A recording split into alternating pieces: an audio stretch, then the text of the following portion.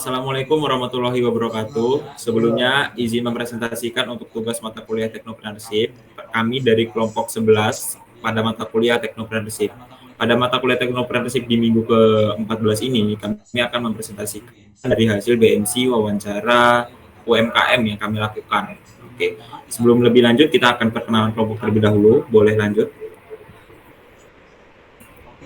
Oke, untuk anggota kelompok di sini kami beranggotakan 5. Yang pertama perkenalkan dengan saya Maulana Rizky Ramadhani dengan NPM 24782050. Yang kedua perkenalkan dengan teman saya Ariel Ivan Permana dengan NPM 24782038. Lanjut yang ketiga dengan Nici Putra Pratama dengan NPM 24782057. Lalu yang keempat ada M Arinal Haq dengan NPM 24782052. Yang terakhir ada Christian Dwi Putra dengan NPM 24782047. Oke, kita akan lanjut saja untuk pemaparan materi di pertama. Boleh lanjut slide-nya. Oke, untuk pada materi pertama ini, pada slide pertama kita akan membahas ya. Pertama, kami ini yang berlokasikan di Jalan Purnawirawan, Kecamatan Langkapura, Kemiling, Kota Bandar Lampung. Masalah yang pertama yakni persaingan ketat dengan toko sembako lain dan minimarket modern. Di sini kami mewawancarai UMKM yakni toko grosir dan eceran juga. Gitu. Yang kedua ada toko masih berjalan konvensional, belum pakai pemesanan online atau WhatsApp. Yang ketiga pelanggan sulit cek stok dan pesan saat hujan atau sedang sibuk. Yang terakhir ada pengelolaan stoknya belum rapi gitu. Maaf, slide-nya jangan dipindah terlebih dahulu. Lalu yang solusi yang kami tawarkan yang pertama ada menambah layanan pemesanan lewat WhatsApp, menerapkan pencatatan dan manajemen stok yang lebih tertata, menjaga pelayanan tradisional yang ramah dan dekat dengan warga, menjaga ketersediaan barang pokok melalui kerjasama dengan pemasok. Nah, di sini itu saya jabarkan terlebih dahulu ya. Pada slide pertama ini kita tuh menjelaskan secara lebih rinci tentang masalah yang kami temukan di lapangan, serta solusi yang kami tawarkan melalui usaha toko sembako yang akan kami presentasikan. Di lingkungan sekitar Jalan Purnawirawan 1 Langkapura sudah cukup banyak toko sembako tradisional yang melayani kebutuhan sehari-hari warga. Namun, dalam beberapa tahun terakhir, hadir juga minimarket modern seperti Indomaret, Alfamart yang menawarkan tempat belanja yang lebih besar, rapi, dan buka hingga malam hari. Hal ini membuat persaingan semakin ketat. Masalahnya, banyak toko sembako tradisional masih berjalan dengan cara yang sangat konvensional. Pelanggan harus datang langsung ke toko untuk mengecek ketersediaan barang, menanyakan harga, dan melakukan pembelian.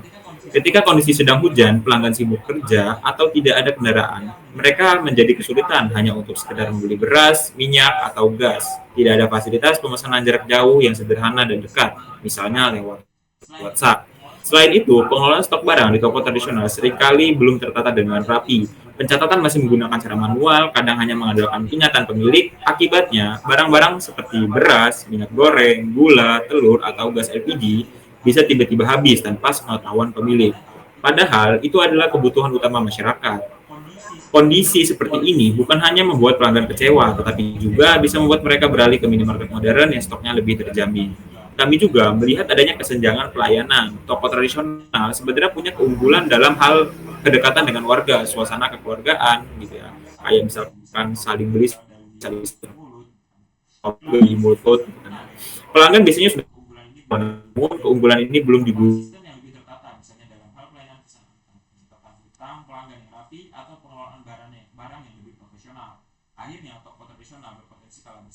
Potensi kalah bersaing bukan karena tidak dibutuhkan, tapi karena belum beradaptasi dengan kebutuhan zaman. Berdasarkan masalah tersebut, kami menawarkan beberapa solusi utama. Pertama, dari sisi pelayanan kepada pelanggan, kami ingin menambahkan pelayanan pemesanan lewat WhatsApp. Dengan cara ini, pelanggan tidak selalu datang ke toko. Mereka bisa menanyakan stok, melihat daftar harga, dan memesan barang hanya dengan mengirim pesan. Khusus untuk pelanggan di sekitar Jalan Purnawirawan 1, Kecamatan Langkapura, Kemiling, Kota Bandar Lampung. Kami juga menyediakan layanan antar dengan jarak dan waktu tertentu sehingga belanja kebutuhan pokok menjadi lebih praktis. Yang kedua, dari sisi internal toko, kami ingin memperbaiki sistem pencatatan dan manajemen stok. Kami akan mencatat jenis barang, jumlah stok, dan waktu pengisian kembali secara lebih teratur. Jadi ini sudah kami jelaskan di video sebelumnya, bahwa kami akan lebih detail di dalam barang in dan out. Jadi barang yang masuk dan yang keluar itu akan lebih tertata dan rapi untuk sistem manajemennya. Gitu. Yang ketiga, kami akan ingin tetap mempertahankan ciri khas toko sembako tradisional, yaitu pelayanan yang ramah, dekat, dan fleksibel gitu. Kalau kan di Indomaret itu kita nggak bisa kayak kedekatan antara pelanggan dan penjual gitu, karena kan kasir Indomaret itu cuma hanya sebagai pekerja, bukan hanya pemilik toko gitu. Keempat, kami berencana untuk menjalin kerjasama yang lebih baik dengan pemasok, dengan memiliki pemasok yang jelas untuk barang-barang pokok tertentu. Kami berharap pasokan lebih stabil dan juga lebih bersaing. Kerjasama ini juga penting agar kami bisa menjaga kualitas barang, misalnya beras tidak berkutu gitu ya, lalu minyaknya itu jangka kadaluarsanya panjang, lalu produk kebutuhan harian lain seperti kayak susu, kecap, gula, lalu dan lain sebagainya. Jadi secara singkat, masalah utama yang kami lihat adalah belum optimalnya sistem pelayanan dan pengelolaan stok di toko sembako tradisional, serta tantangan persaingan dengan minimarket modern dengan warga dengan sentuhan modern berupa layanan pemesanan online sederhana dan manajemen stok yang lebih baik. Dengan pendekatan ini, kami berharap toko sembako kami bukan hanya mampu bertahan, tetapi juga menjadi pilihan utama warga sekitar untuk berbelanja kebutuhan pokok sehari-hari. Mungkin cukup untuk pada slide pertama ini. Saya akan lanjutkan untuk anggota yang lain, silakan. Oke. Pada saat yang kedua ini, target marketing awal. Kami menyasar warga di sekitaran Jalan Purnawirawan, 1 Langkapura, khususnya ibu rumah tangga kelas menengah ke bawah yang rutin belanja kebutuhan pokok seperti beras, gula, minyak, telur, sabun, dan gas LPG. Nah, selain itu, kami juga membuka diri untuk pekerjaan atau keluarga yang di sekitar yang membutuhkan tempat belanja yang dekat, praktis, dan tetap terjangkau. Fokus awal kami adalah membangun kepercayaan dan kebiasaan belanja di lingkungan sekitar terlebih dahulu sebelumnya memperluas jangkauan. Oke, untuk slide yang selanjutnya akan dijelaskan dengan saya.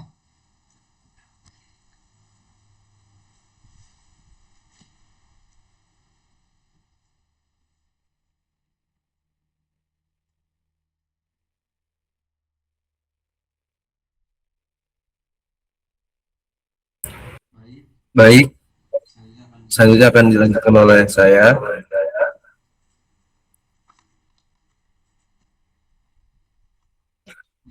Di slide sebelumnya, kita sudah membahas tentang konsep usaha kami dan produk apa saja yang dijual sekarang. Di slide ini, saya ingin fokus pada suatu hal yang sangat penting di awal usaha, yaitu bagaimana cara kami menjangkau pelanggan pertama. Karena kami mendapatkan pelanggan pertama itu ibarat menyalakan korek api. Kalau korek api pertama yang menyala dengan baik, dia bisa menyalakan korek-korek berikutnya. Artinya, kita bisa menumbuhkan pelanggan-pelanggan berikutnya. Dan strategi yang kita pilih adalah menggabungkan dua pendekatan offline dan online. Kenapa digabung? Karena karakter pelanggan di lingkungan kami itu beragam. Ada yang sangat nyaman belanja langsung ke toko, ingin lihat barang, lalu ngobrol dengan pemilik toko, tapi ada juga yang terbiasa memesan lewat WhatsApp, terutama ibu-ibu yang sibuk kerja. Pertama, saya jelaskan dulu pendekatan offline. Sebagai usaha rumahan atau toko di lingkungan pemukiman, kekuatan terbesar kami justru ada di sekitar toko itu sendiri. Tetangga, warga, dan jaringan pertemanan keluarga di sekitar. Karena itu, strategi awal kami adalah memaksimalkan promosi dari mulut ke mulut. Di awal ini, kami tidak langsung berharap orang yang jauh akan tahu. Justru kami mulai dari lingkaran yang kecil, tangga kanan kiri, depan belakang, kemudian melebar ke satu RT, lalu satu RW. Cara kami adalah kami akan menggunakan tetangga terdekat untuk datang ketika toko mulai beroperasi, misalnya di hari pertama atau minggu pembukaan. Kami juga akan menghubungi pengurus RT, menyampaikan bahwa ada usaha baru di lingkungan kami, sekaligus minta izin untuk memperkenalkan toko saat ada kegiatan warga seperti kerja bakti, arisan RT, pengajian, atau pertemuan bulan. Kenapa promosi dari mulut ke mulut ini penting? Karena di lingkungan tempat tinggal, kepercayaan adalah segalanya. Ketika seorang ibu sudah merasa cocok dengan toko kami, merasa pelayanannya ramah, harganya wajar, dan lokasinya dekat, dia akan menceritakan ke orang lain tanpa perlu diminta. Dari satu ibu bisa jadi dua, dari dua bisa jadi lima, dan seterusnya. Itulah yang ingin kami bangun. Selain mengandalkan obrolan, kami juga memberikan tanda fisik yang jelas bahwa toko kami ada siap layanan. Caranya adalah dengan memasang spanduk atau papan nama di depan sekitar toko. Hal yang kami perhatikan dalam pemasangan spanduk dan papan nama ini adalah tulisannya besar, mudah dibaca dari jarak jauh. Di spanduk kami cantumkan bukan hanya nama toko, tapi jenis usaha dengan jelas. Misalnya, toko sembako dan kebutuhan harian. Kalau memungkinkan, kami tambahkan nomor WhatsApp di spanduk, sehingga orang yang lewat tahu bahwa toko ini juga melayani pesan antar. Tujuannya apa? Ketika orang lewat di depan rumah atau gang kami, mereka langsung paham, oh, di sini ada toko sembako nih. Kalau butuh telur, minyak, beras, bisa ke sini. Jadi sebelum mereka pernah belanja sekalipun, mereka sudah menyimpan memori visual tentang toko kami. Lalu, kami juga menyadari bahwa untuk membuat orang mau mencoba pertama kali, perlu ada pancingan yang menarik. Karena itu, di masa awal pembukaan, kami menyiapkan beberapa jenis promo. Contohnya seperti diskon pembukaan, paket sembako hemat, bisa juga ada promo seperti belanja minimal sekian rupiah dapat bonus produk kecil-kecil.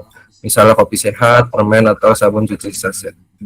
Dengan promo-promo ini, kami juga ingin memberikan kesan pertama yang positif. Pelanggan merasa, wah, belanja itu di situ lumayan juga ya, harganya bersaing dan banyak promo. Harapannya, setelah mereka coba sekali, mereka akan kembali lagi meskipun promosinya sudah berkurang, karena sudah terbiasa dan merasa nyaman. Kedua, ada pendekatan online. Setelah pendekatan offline, sekarang kita masuk pendekatan online. Walaupun usaha kami skala rumahan, kami percaya bahwa online itu bukan hanya untuk bisnis besar. Justru di lingkungan seperti kami, platform paling sederhana seperti WhatsApp bisa menjadi saluran yang sangat efektif untuk menjangkau pelanggan.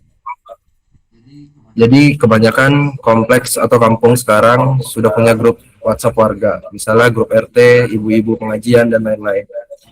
Langkah-langkah kami antara lain, kami akan meminta izin kepada ketua RT untuk memperkenalkan toko kami di grup agar promosi tetap tertib dan tidak dianggap spam. Di grup tersebut kami akan memperkenalkan toko secara resmi. Lalu kami akan menyertakan foto tampak depan toko serta contoh beberapa produk dan harga agar orang punya gambaran jelas. Setelah pengenalan awal, kami tidak akan setiap hari mengirim promosi yang mengganggu. Kami akan mengatur frekuensinya, misalnya mengirim update promo mingguan, mengirim informasi stok khusus, misalnya jika ada telur murah, beras baru, atau produk yang sedang langka tapi kami punya stok. Lalu, selain grup, kami juga memanfaatkan fitur status WhatsApp dan broadcast. Melalui status kami bisa mengunggah foto produk terbaru, promo atau paket hemat sehingga kontak yang menyimpan nomor kami bisa melihat tanpa harus mengirim chat satu-satu. Sementara itu, melalui broadcast kami juga bisa mengirim daftar harga, promo ke pelanggan-pelanggan yang sebelumnya sudah menyatakan setuju untuk menerima informasi. Jadi sifatnya opt-in, bukan asal kirim ke semua orang. Dengan cara ini kami membangun kebiasaan ketika orang sembako butuh, mereka akan ingat bahwa di WhatsApp mereka ada kontak toko kami yang rutin mengirim informasi. Lalu, hal lain menurut kami juga sangat penting dalam pendekatan online adalah kemudahan cara memesan. Kami tidak ingin pelanggan bingung harus mengetik panjang atau tidak tahu harus mulai dari mana. Karena itu, kami menyiapkan format pemesanan. Contoh sederhananya, nama, alamat lengkap, pesanan, metode bayar. Contoh pesanan. Misalnya namanya Ibu Rina, alamatnya Jalan Melati, Blok B 05. Pesanannya beras 5 kilo, minyak goreng 2 liter, telur 1 kilo, pembayaran tunai. Setelah mereka mengirim format ini, kami akan membalas dengan total harga dan estimasi waktu pengantarannya. Misalnya total belanjanya sekian, ongkirnya berapa, totalnya segini, lalu estimasi diantar dalam 30-45 menit. Lalu yang ketiga ada sinergi offline dan online. Contohnya, seorang tetangga pertama kali tahu toko kami karena melihat spanduk di depan rumah, Suatu hari dia mampir mencoba belanja dan merasa puas saat kami melayani. Kami menawarkan, Bu, kalau nanti Ibu butuh apa-apa tapi sedang sibuk, boleh juga pesan lewat WhatsApp. Nomornya di struk atau di spanduk kami ya. Di sisi lain ada warga yang pertama kali tahu toko kami pengumuman di grup WhatsApp RT. Mungkin dia belum pernah langsung pesan, tapi ketika suatu hari dia lewat depan toko kami dan melihat papan nama yang sama seperti di gambar yang ada di grup WhatsApp, oh ini toh toko yang di WA kemarin. Akhirnya dia singgah mencoba belanja secara langsung. Yang keempat ada harapan dan target awal. Melalui strategi ini, harapan kami untuk beberapa bulan pertama adalah kami bisa membangun basis pelanggan tetap dan tetangga dan warga sekitar yang belanja ulang minimal 1 kali 2 per minggu. Dari pelanggan pertama ini, kami muncul promosi alami. Di sana saja dekat, bisa diantar, harganya juga oke. Sehingga tanpa biaya iklan besar, usaha kami bisa tumbuh pelan tapi stabil.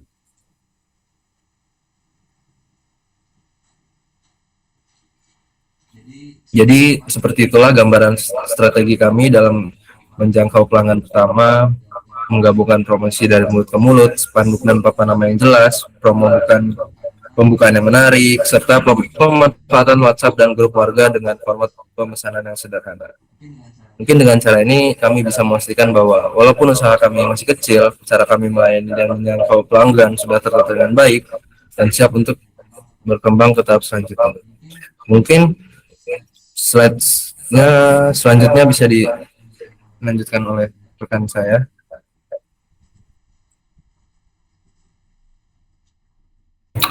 Baik, selanjutnya di sini dia angka finansial singkatnya. Jadi berikutnya saya akan menampilkan gambaran dari finansial sederhana berdasarkan asumsi. Nah, di sini terlihat dari keranjang belanja rata-rata yaitu ada beras 2 kilo, ada minyak goreng 1 liter, gula pasir 1 kilo, dan telur 10 butir. Dari sini terletak juga biaya dan harga. Nah, perkiraan biaya pokoknya itu kurang lebih di angka 60.000. Perkiraan harga jual kurang lebih di angka 68.000. Laba kotor per keranjang itu kurang lebih di angka 8.000. Nah, jadi sini saya akan jelaskan. Jadi satu keranjang belanja itu rata-rata kami anggap itu berisi beras 2 kg, minyak goreng 1 liter, gula pasir 1 kilo, dan telur 10 butir. Nah, dari perhitungan kasar, biaya pokok untuk satu keranjang seperti sekitar Rp60.000, dan kami itu menjualnya dengan harga sekitar Rp68.000. Nah, artinya laba yang kita dapat tuh atau laba kotor per keranjang kurang lebih dapat Rp8.000. Nah, selanjutnya di sini ada biaya tetap per bulan atau asumsi. Di sini ada sewa listrik dan lain-lain itu di angka kurang lebih 600.000 per bulan, dan minimal penjualan itu agar tidak rugi 600.000 dibagi 8.000 sama dengan 75 keranjang per bulan. Artinya 3 keranjang itu harus laku per harinya tuh 3 keranjang seperti itu. Nah, jadi di sini untuk biaya tetap per bulan kami memperkirakan total sekitar Rp600.000 yang terdiri dari sewa, listrik, dan kebutuhan operasional lainnya. Dengan angka ini, titik impas atau minimal penjualan itu agar tidak rugi adalah sekitar 75 keranjang per bulan. Nah, kira-kira dalam 3 hari itu terjual 3 keranjang. Angka ini masih asumsi awal, tetapi cukup memberi gambaran bahwa usaha ini bisa berjalan dengan target penjualan harian yang realistis. Oke, mungkin dari angka finansial singkat itu sudah cukup saya jelaskan. Selanjutnya akan dijelaskan oleh rekan saya. Silakan.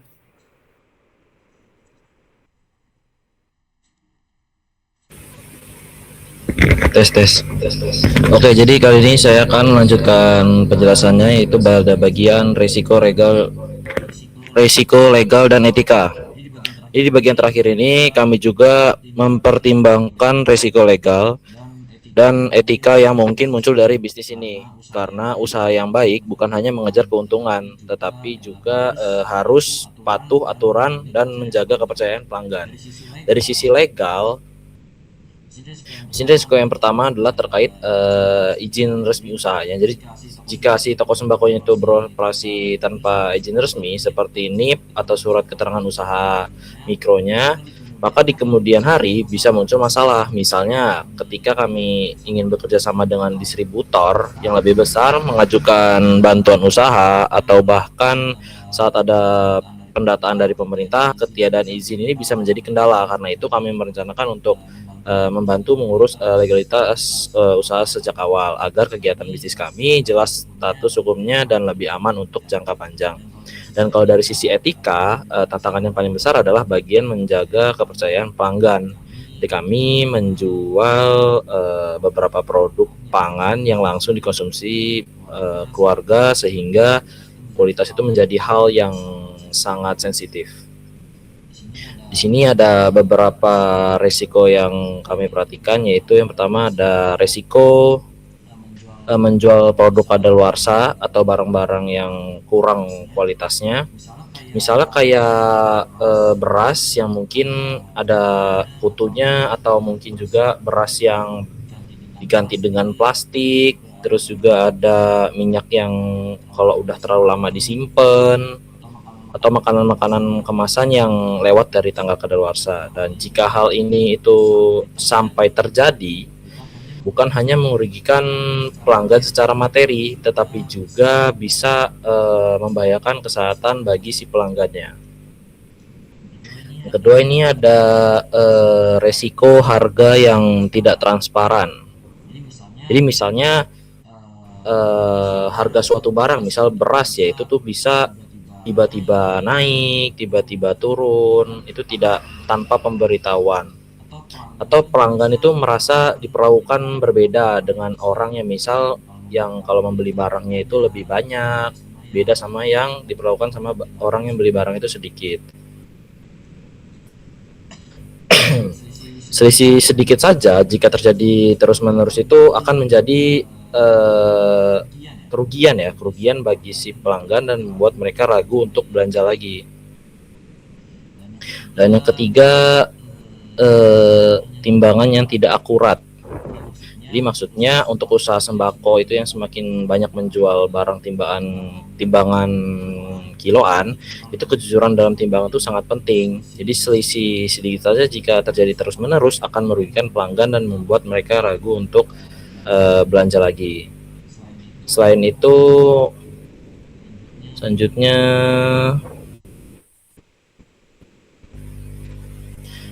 itu mitigasi. Di sini kami tadi kan sudah saya bilang, yaitu mengurus izin usaha atau NIP atau keterangan usaha mikro. Jadi kami akan membantu toko sembakonya untuk mengurus izin usahanya. Dan kami juga akan membantu mengecek rutin tanggal kadaluarsa barang dan kualitas dari barang-barangnya. Yang ketiga, kami akan menempelkan daftar harga yang jelas di bagian rak atau pada setiap barangnya, dan juga kami akan melakukan promosi juga di WhatsApp. Dan yang keempat, ini ada kalibrasi timbangan secara berkala. Jadi maksudnya kami akan mengecek timbangan yang sudah saya jelaskan tadi, karena itu sangat penting, karena bisa merugikan bagi si pelanggan dan juga pemilik toko sembako. Dan yang terakhir ada aturan layanan antar yang jelas. Jadi karena kami berencana menyediakan layanan antar, ada juga risiko operasional seperti kayak salah antar barang, keterlambatan pengiriman, atau pesan yang tercatat tidak lengkap. Dan hal-hal ini tuh jika sering terjadi bisa membuat beberapa pelanggan itu kecewa walaupun produk dan harga itu sudah bagus. Jadi untuk mengurangi berbagai risiko tersebut, kami itu menyiapkan beberapa langkah, yaitu mitigasi ini. Dari sisi legal, kami akan mengurus izin usaha terlebih dahulu sehingga posisi kami itu jelas di mata hukum. Oke, itu untuk pada bagian materi yang terakhir. yaitu resiko, legal, dan etika. Selanjutnya kita masuk ke sesi tanya jawab untuk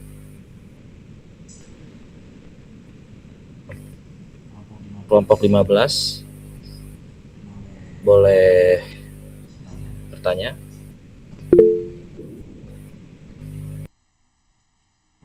Oke, silakan untuk Anissa. Baik, perkenalkan nama saya Anissa Dwi Ramadhani dengan NPM 2478237 dari kelompok 11. Jadi saya di sini ingin bertanya, apa yang benar-benar membedakan toko sembako kalian dari warung biasa dan minimarket? Nah, kenapa pelanggan harus memilih kalian? Cukup, terima kasih.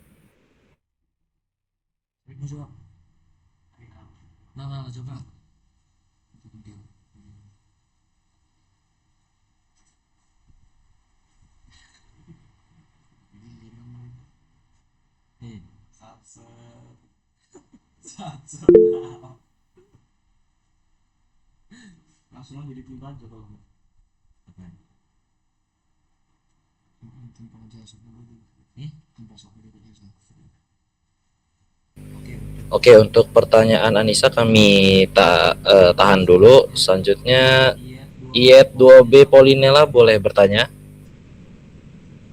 Oke, sebelumnya izin perkenalkan terlebih dahulu. Nama saya Dewi Baiti dengan NPM 2482058. Saya dari kelompok 12.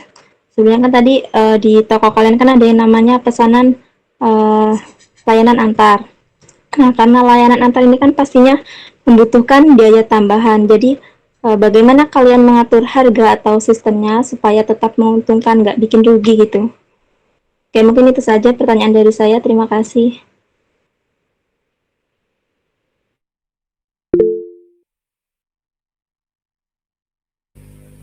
Oke, pertanyaan dari Nurul juga kami tahan dulu. Selanjutnya Fadila Nur Hasana boleh bertanya.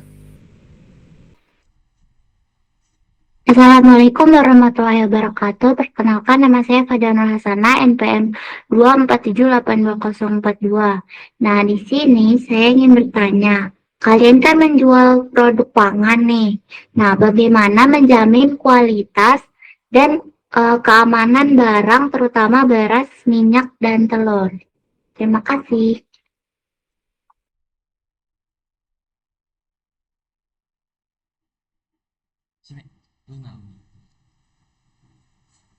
Baik, di sini saya akan menjawab pertanyaan dari Anissa Dewi. Nah, pertanyaan tadi apa yang benar-benar membedakan toko sembako kami dengan warung biasanya dan minimarket? Kenapa pelanggan harus memilih kami? Kami ini menjelaskan bahwa keunggulan kami adalah layanan pesan lewat WhatsApp, layanan antar ke rumah dengan harga yang tetap wajar dan transparan,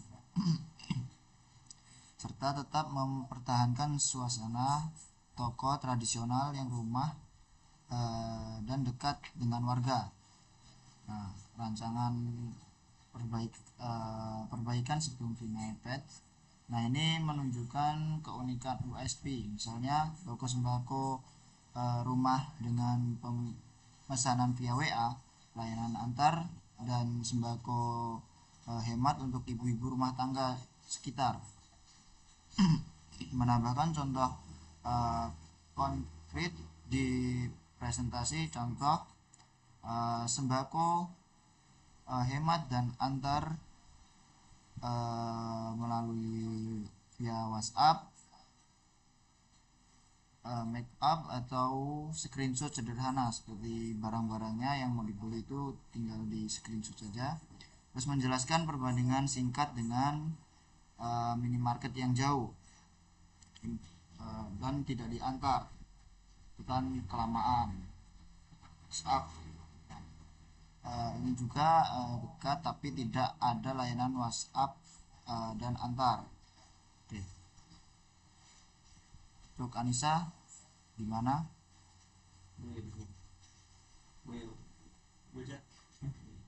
Baik, terima kasih. Untuk selanjutnya akan dijawab oleh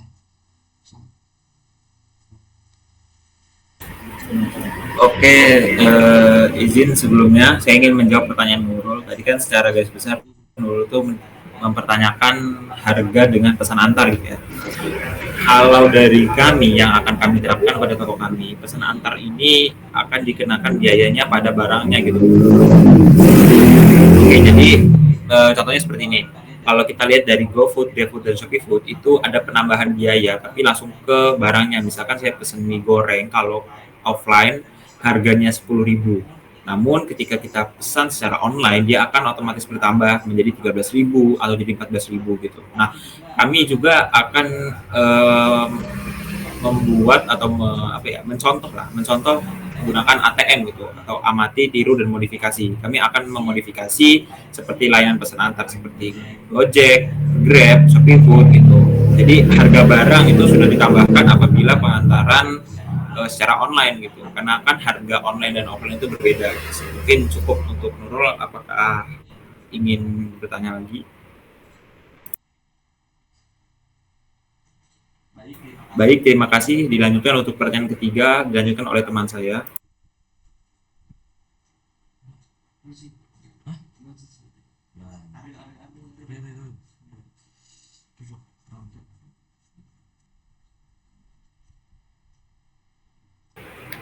Oke, baik, di sini saya akan menjawab pertanyaan dari Nur Hasanah. Jadi pertanyaan tadi itu bagaimana menjalin kualitas dan keamanan barang, terutama beras, minyak, dan telur. Nah, di sini kami itu akan memilih supplier yang terpercaya, mengecek tanggal kadaluarsa, dan menerapkan kebijakan barang dapat ditukar jika kualitasnya itu jelek atau tidak baik. Dan kami juga itu menyebutkan akan menata stok agar barang yang lebih dulu masuk itu dijual lebih dulu. Jadi barang yang akan expired duluan itu akan terjual duluan, seperti itu. Nah, jadi rencana perbaikan sebelum final pitch itu menyusun SOP kualitas yang lebih jelas, misalnya pengecekan tanggal kadaluarsa mingguan.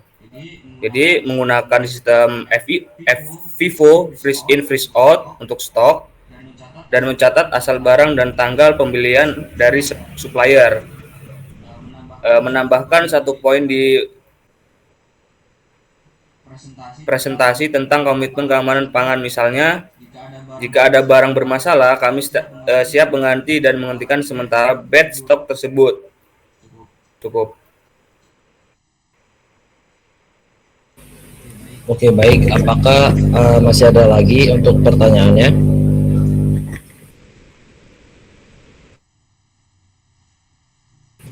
Dari Anissa, Nurul, dan Fadila, apakah masih ada pertanyaan yang ingin dilontarkan?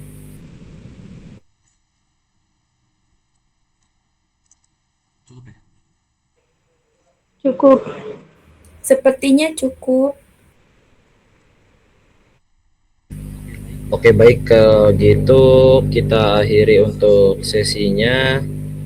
Terima kasih yang sudah hadir di Google Meet ini untuk presentasi kami.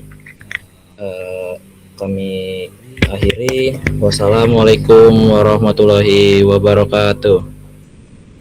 Waalaikumsalam warahmatullahi wabarakatuh. Wabarakatuh.